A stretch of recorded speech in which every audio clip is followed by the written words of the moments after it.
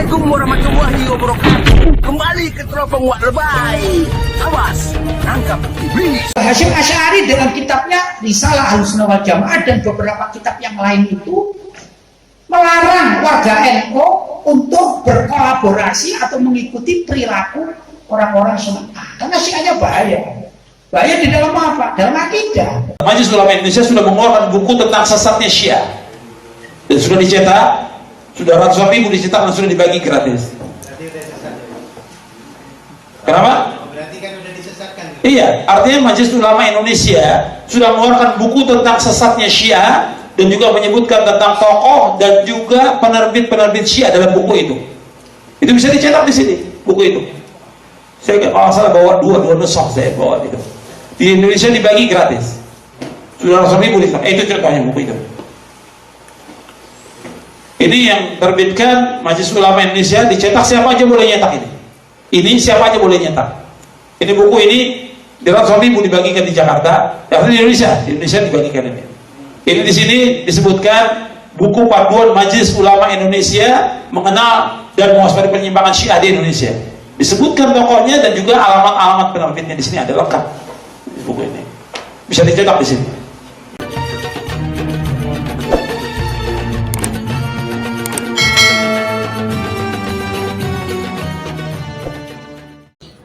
Alhamdulillahirabbil alamin. Bismillahirrahmanirrahim.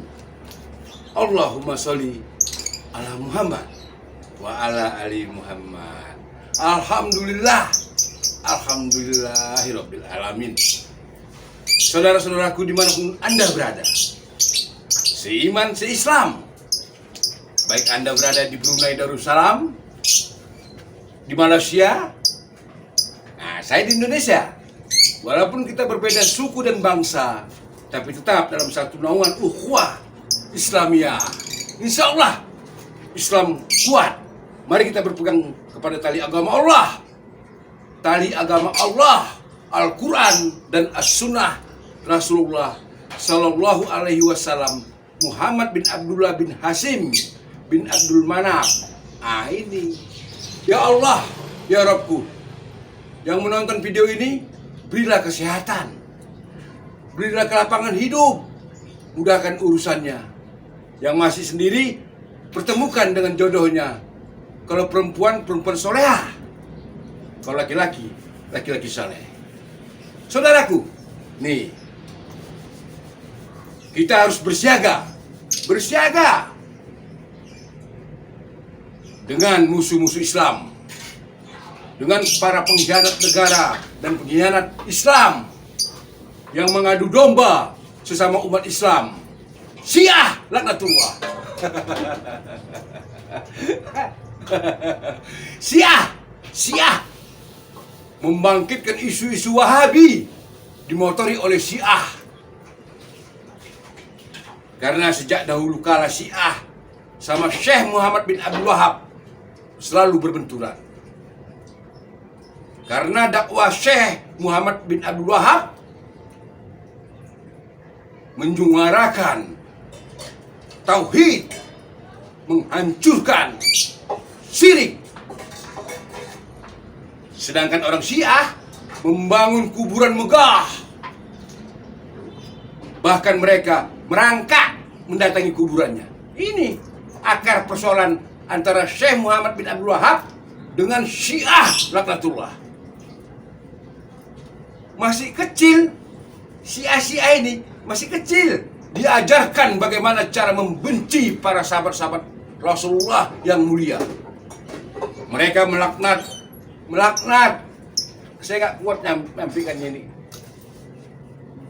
Melaknat Siti Aisyah radhiyallahu anhuma, istri Rasulullah. Mereka juga melaknat Abu Bakar As-Siddiq yang diberi gelar kebenaran, terpercaya, Siddiq. Siddiq lawannya apa? Bohong, dusta, takyah. Mari kita lihat bagaimana anak-anak Syiah diajarkan untuk menyumpah serapah para sahabat Nabi. Ini fakta, ini data, bukan fitnah.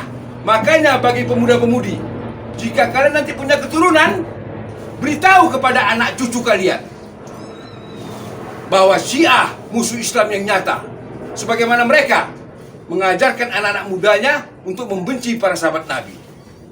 Ini data, rekam jejak digital yang tak akan bisa hilang sampai kiamat. Mari kita lihat.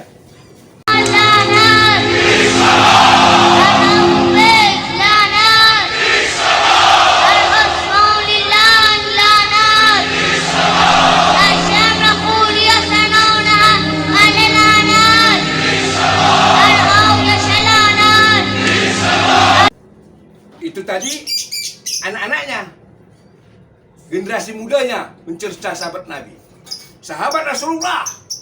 Sekarang kita lihat generasi tua Syiah, tokoh-tokoh Syiah yang melaknat para sahabat. Ayo kita lihat. Aduwatillah wa aduwati ahli al-bait, sayyidatu nisa'i ahli an-nar, المدانة من فوق 7 سماوات، عائشة الحميراء بنت أبي بكر لعنة الله عليهما. يصعب علينا وعلى كل شخص أن يعدد جرائم هذه المرأة الخبيثة. Syiah kepada umat, artinya pendiriannya Syiah pasti akan menghujat dan menyerang para sahabat. Mereka bagaimana Sayyidina Umar dianggap laknatullah alaihim finnar, Sayyidina Abu Bakar finnar, semuanya sahabat khulafaur rasyidin kecuali Sayyidina Ali. Itu dianggap di neraka oleh orang-orang Syiah. Mereka memang benci bebuyutan kepada orang Ahlus Sunnah wal Jamaah, kepada para sahabat. Udah tahu kan? Udah lihat videonya kan? Apa hukuman bagi orang-orang yang melaknat para sahabat Nabi? Mari kita dengarkan penjelasan dari ulama pewaris Nabi, Abdul Qadir Jawas. Mari kita dengarkan. Sahabat, hatinya mereka adalah hati yang paling baik dari semua manusia di muka bumi ini. Dan Allah tahu tentang hati mereka, maka Allah redha kepada mereka seperti yang Allah sebutkan dalam surah Al-Fatih di ayat 18. Allah tahu tentang hati mereka.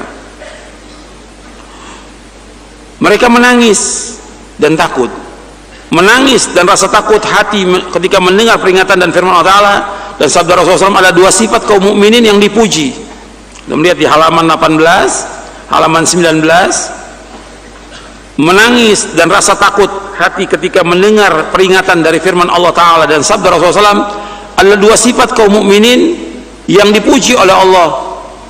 Allah berfirman dalam surah Al-Anfal ayat 2, innamal mu'minuna alladzina idza dzukirallahu wajilat qulubuhum wa idza tuliyat 'alaihim ayatuhu zadatum imana wa 'ala rabbihim yatawakkalun. Sesungguhnya orang-orang yang beriman adalah mereka yang apabila disebut nama Allah gemetar, takut hatinya, dan apabila dibacakan ayat-ayat Allah kepada mereka bertambah kuat iman mereka, dan hanya kepada mereka bertawakal. Surah Al-Anfal ayat 2. Jadi menangisnya mereka karena takut kepada Allah. Perhatikan, menangis, yang orang menangis itu karena takut kepada Allah, itu mata itu akan terhindar dari api neraka. Di halaman 18, halaman 19 untuk melihat Nabi bersabda SAW, ainani la tamassuhuman nar, ainun bakat min khasyatillah wa ainun batat tahrusu fisabilillah. Ada 2 mata yang tidak akan disentuh oleh api neraka, mata yang menangis karena takut kepada Allah, dan yang kedua mata yang bergadang untuk berjaga di jalan Allah. Hadis ini sahih, diriwayatkan oleh Imam At-Tirmidzi.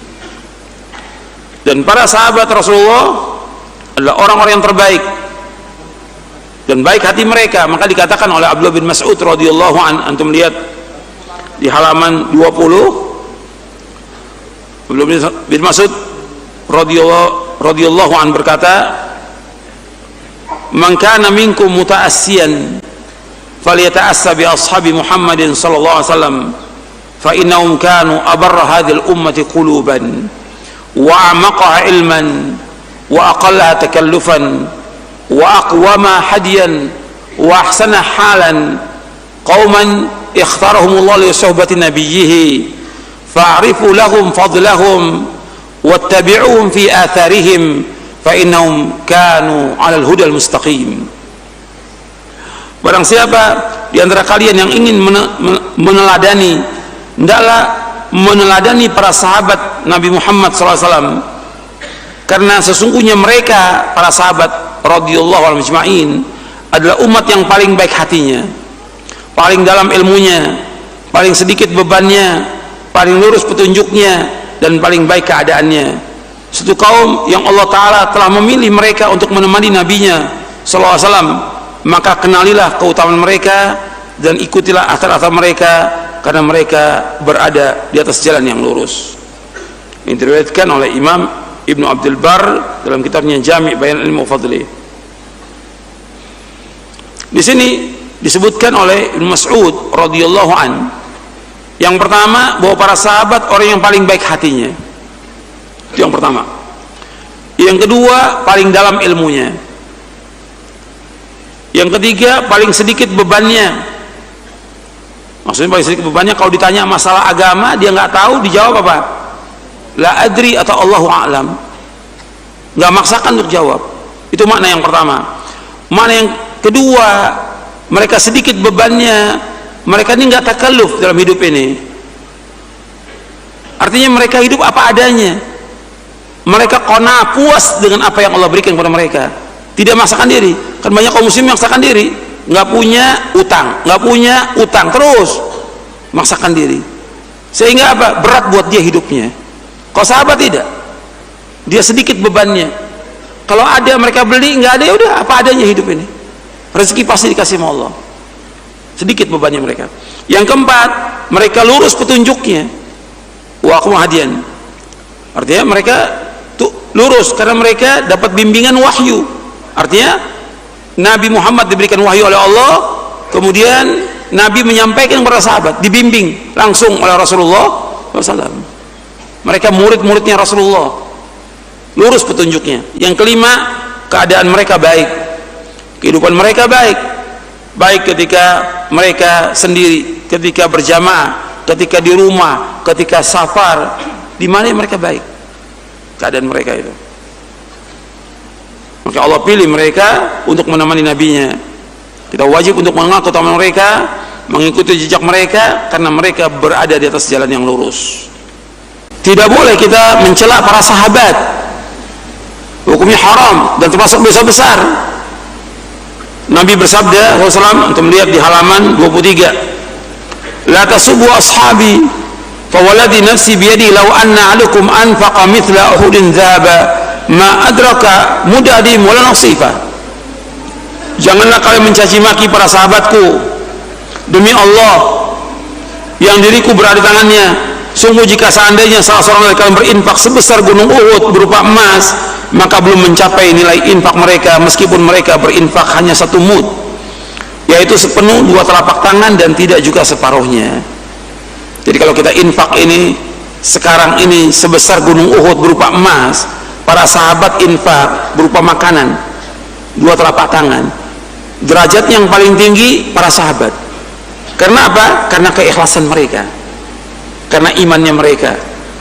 Kita sebesar gunung Uhud berupa emas, itu berapa puluh ribu ton, itu mungkin lebih daripada itu infak berupa emas. Sahabat infak makanan, lebih tinggi derajatnya para sahabat. Maka kata Nabi belum bisa mencapai derajat mereka. Kemudian ikhwan fillah jazakumullah,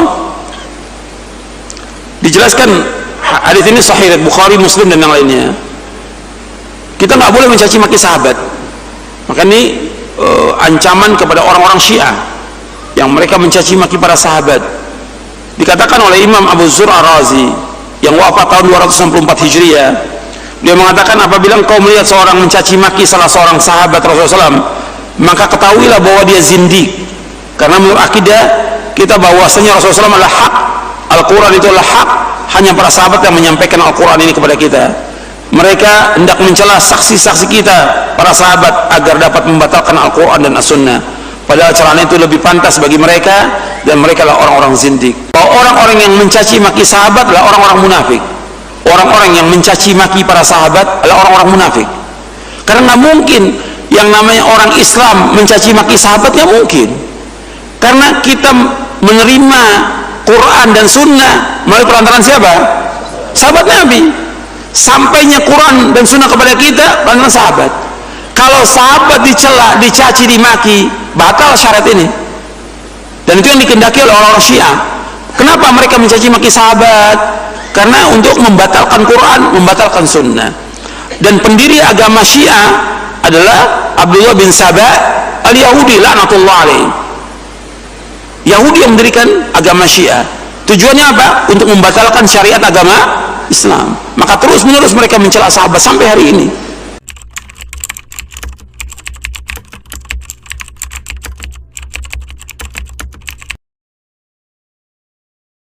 تعالوا أمامكم هذا العلامة المجلسي في البحار. يقول بأنه في المجلد الثامن صفحة 300، المجلد الثامن صفحة 369 من البحار، المجلد الثامن، يقول: ويظهر من بعض الأخبار بل من كثير منها أنهم في الدنيا أيضا في حكم الكفار. مو فقط في الآخرة سيد الخوي مولانا، في الدرجة أقل، قال في الدنيا بحكم المسلمين ولكن في الآخرة شنو؟ من الكفار. أما يقول كثير من الأخبار شو تقول؟ في الدنيا أيضا ماذا؟ من الكفار. من الكفار. لكن الآن احنا مأمورين أن نتعامل معهم تعامل المسلمين، إلى أن يظهر الإمام سلام الله عليه، الإمام الثاني عشر، عندما يظهر يجري عليهم حكم سائر الكفار في جميع الأمور.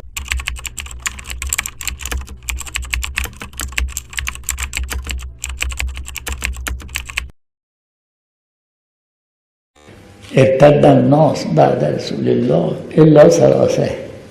اون ثلاثه شد به اندازه مثلا 500 میلیون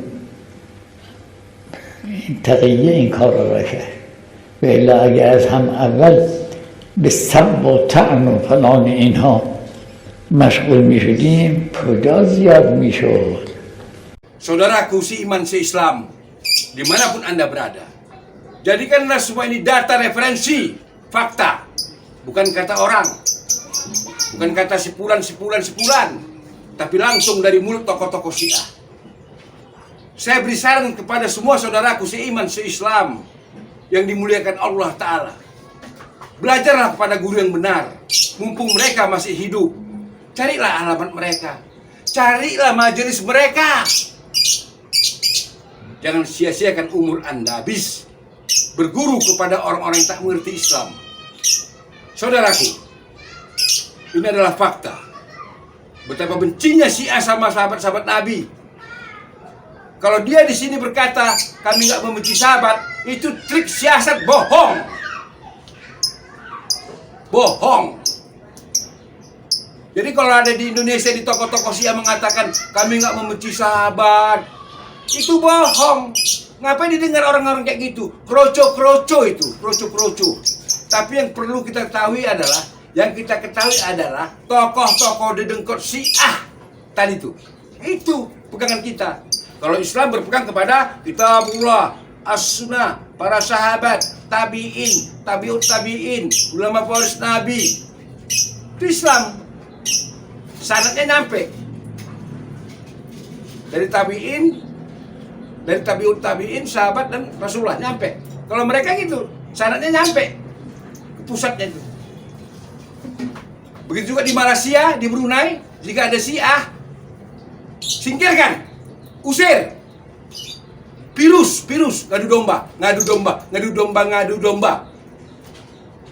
Baiklah, insya Allah di lain waktu kita ketemu lagi. Jika ada perkataan yang salah, itu datangnya dari kelemahan saya sendiri. Dan jika ada yang benar, itu hanya semata-mata karena Allah Tabaraka wa Ta'ala. Ya Rabbku yang agung, berilah aku kekuatan. Berilah saudaraku yang menonton acara ini kekuatan. Berilah aku kemudahan, beri juga mereka kemudahan. Ikatkanlah hati kami ya Allah. Ikatkanlah pikiran kami jadi satu. Ahlussunnah wal Jamaah. Apapun ormasnya, mau dia dari Muhammadiyah, mau dia dari Persis, mau dia dari Nahdlatul Ulama, semua itu saudara saya, saudara kita semua. Kita harus bersatu. Kita harus bersatu. Jangan sampai diporak-porandakan oleh Syiah-Syiah dengan isu-isu Wahabi, Wahabi. Ini semua dari Syiah laknatullah. Wassalamualaikum warahmatullahi wabarakatuh. Alhamdulillahi rabbil alamin.